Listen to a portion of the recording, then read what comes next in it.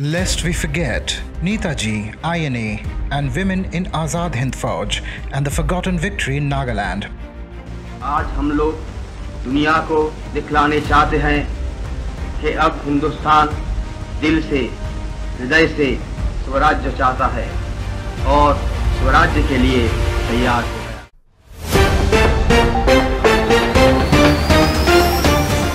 In this four-part series, we explore the extraordinary journey of Netaji Subhash Chandra Bose and his INA.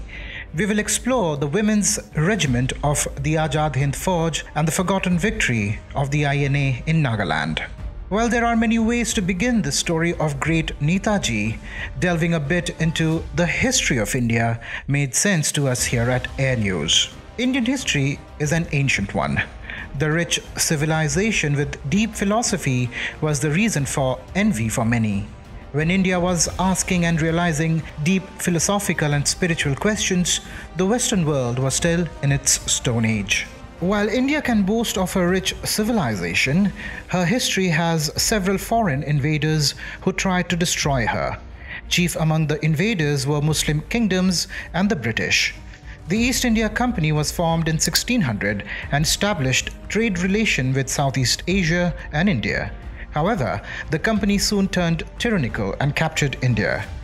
After the East India Company was dissolved, India came under the direct rule of the monarchy. However, nothing changed for India and its people. After being subjected to ill treatment, the Indians realized that the British Raj must come to an end. From Rani Lakshmi Bai to Tipu Sultan to Netaji Subhash Chandra Bose, various freedom fighters raised their voices and weapons against the tyranny of the British Raj. Born on January 23, 1987, in Cuttack, Orissa, Netaji Subhash Chandra Bose's contribution towards India's freedom struggle has gone down in history as legend. Not only did he reform the Indian National Army, but he changed the mindsets of the Indians.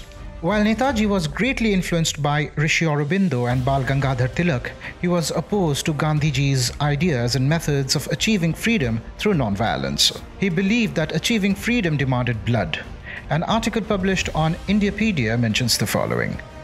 The challenge he threw by calling Gandhian leaders rightists who were working for a compromise with the British government was answered by 12 members of the working committee, resigning and asking Bose to choose his own committee. Nehru did not resign with other members, but he was unhappy with Bose's casting of aspersons on senior leaders. He tried his best to mediate and persuade Bose not to resign.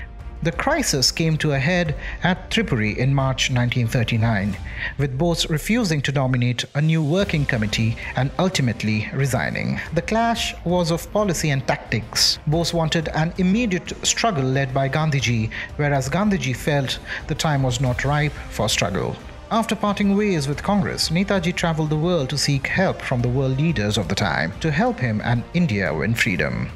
In the next episode, we will explore the Azad Hind Fauj. How did you find this information? Please mention this in the comments section. We would also like to know the kind of content you want to watch, and we will try to create it for you. For more news and updates, follow Airr News.